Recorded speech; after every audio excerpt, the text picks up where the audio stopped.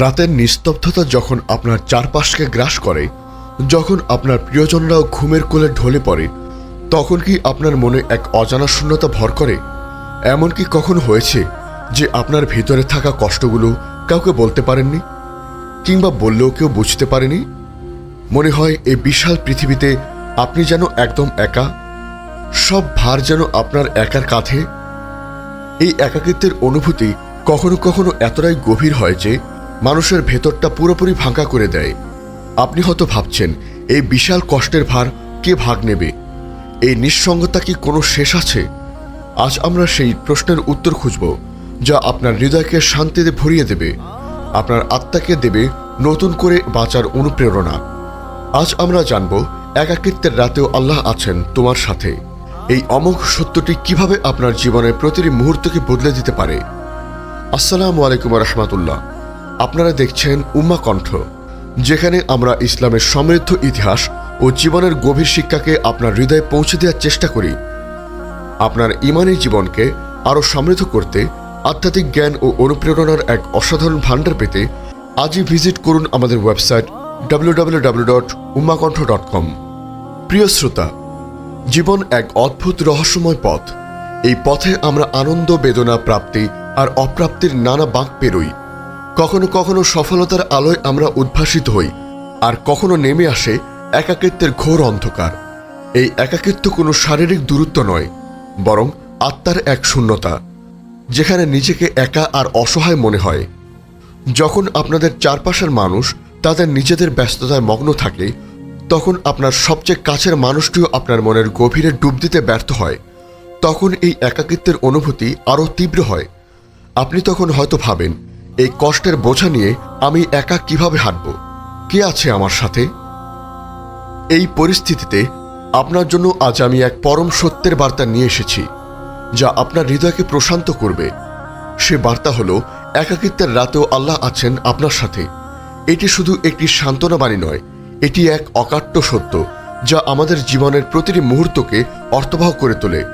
প্রতিটি নিঃশ্বাসে আল্লাহর সান্নিধ্যের এক অবিচল প্রমাণ। আপনার জীবনে যত বড়ই ঝড় আসুক না কেন, আপনি যতই একা অনুভব করেন না কেন, আল্লাহ তাআলা কখনোই আপনাকে একা রাখেন না। তিনি আপনার সবচেয়ে কাছের বন্ধু, আপনার সবচেয়ে বড় আশ্রয়। যখন রাত গভীর হয়, যখন পৃথিবী ঘুমের কোলে ঢুলে পড়ে, তখন আল্লাহর রহমতের দুয়ার আরও বেশি খুলে যায়। এই সময়টা এমন এক মুহূর্ত যখন আপনি আল্লাহর সাথে একান্তে কথা বলতে পারেন, আপনার মনের সকল আকুতি নির্দ্বিধায় তার কাছে পেশ করতে পারেন। কারণ হাদিসে কুদসিতে এসেছে, আল্লাহ তাআলা রাতের শেষ তৃতীয়াংশে সর্বনিম্ন আসমানে নেমে আসেন এবং আহ্বান করেন, কে আছো আমাকে ডাকবে, আমি তার ডাকে সাড়া দেব। কে আছো আমার কাছে কিছু চাইবে, আমি তাকে তা দেব। কে আছো আমার কাছে ক্ষমা চাইবে, আমি তাকে ক্ষমা করে দেব। সহিহ বুখারী হাদিস 1145, সহিহ মুসলিম হাদিস 758। ভাবুন তো, আপনার রব আপনাকে কত ভালোবাসেন। তিনি নিজেই আপনাকে ডাকছেন, আপনার অভিযোগ শুনতে চাইছেন, আপনার চাওয়া পূরণ করতে চাইছেন। এই গভীর রাতে যখন সবাই ঘুমে, তখন আপনার রব আপনার জন্য অপেক্ষা করছেন আপনার কথা শোনার জন্য। আপনার জীবনের প্রতিটি দুঃখ, প্রতিটি কষ্ট, প্রতিটি অপ্রাপ্তি, এমনকি আপনার নীরব কান্না, সবই আল্লাহর কাছে প্রকাশিত।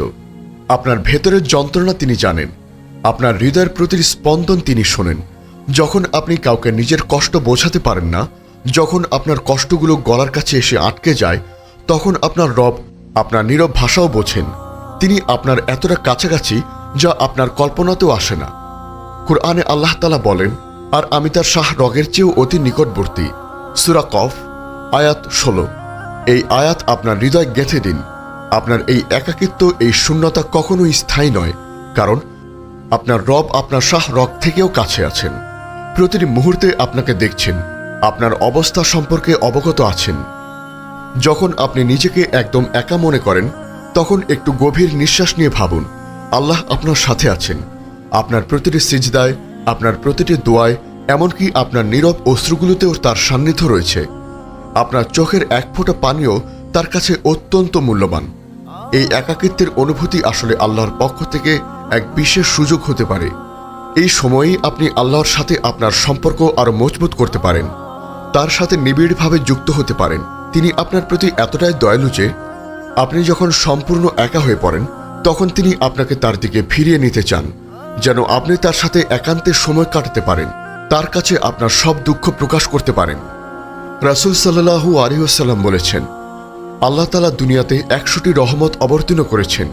তার মধ্যে একটি রহমত তিনি জিন, মানব ও পশু পাখির মধ্যে বন্টন করেছেন। এই একটি রহমতের কারণেই তারা একে অপরের প্রতি সদয় হয়, স্নেহ করে এবং একে অপরের প্রতি করুণা প্রদর্শন করে।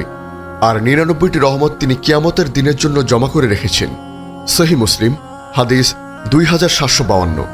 ভাবুন তো, যে এক রহমতের কারণে পৃথিবীতে এত ভালোবাসা, এত মায়া, এত মহব্বত, সেই সত্তা 99টি রহমত নিয়ে আপনার জন্য অপেক্ষা করছেন। আপনার প্রতি তার ভালোবাসা কতটা অসীম! এই ভালোবাসার কাছে আপনার সব একাকিত্ব তুচ্ছ মনে হবে। আপনার জীবনের প্রতিটি ঝড়, প্রতিটি প্রতীক্ষা, প্রতিটি সংকট আসলে আল্লাহর পক্ষ থেকে আপনার জন্য একটি বার্তা। এই পরীক্ষাগুলো আপনাকে আল্লাহর কাছাকাছি নিয়ে আসার জন্যই। যখন আপনি ভেঙে পড়েন, যখন আপনার সব আশা শেষ হয়ে যায়, তখন তিনিই আপনাকে ধরে রাখেন, তিনি আপনাকে ছেড়ে যান না। এমনকি যখন আপনি নিজেই নিজেকে ছেড়ে দেন, আপনার মনে হতে পারে আপনি একা, কিন্তু এই একাকিত্বের মাঝেই আল্লাহের অদৃশ্য সাহায্যের হাত আপনার দিকে প্রসারিত থাকে। কুরআনে আল্লাহ তাআলা বলেন, সুতরাং তোমরা আমাকে স্মরণ করো, আমি তোমাদেরকে স্মরণ করব, আর আমার শুকরিয়া আদায় করো এবং আমার প্রতি অকৃতজ্ঞ হও না। সূরা বাকারা আয়াত 152। আপনি যখনই আল্লাহকে স্মরণ করেন, তিনি আপনাকে স্মরণ করবেন। আপনার একাকিত্বের রাতেও যদি আপনি তার তাসবিহ পড়েন, তার প্রশংসা করেন, তার কাছে ক্ষমা চান, তাহলে তিনি আপনার অন্তরকে শান্তিতে ভরিয়ে দেবেন। আপনার আত্মা যখন শান্তি অনুভব করবে, তখন একাকিত্বের সকল অনুভূতি দূরীভূত হবে। মনে রাখবেন, আপনি যত বেশি আল্লাহর দিকে ফিরবেন, তিনি তত বেশি আপনার দিকে ফিরে আসবেন।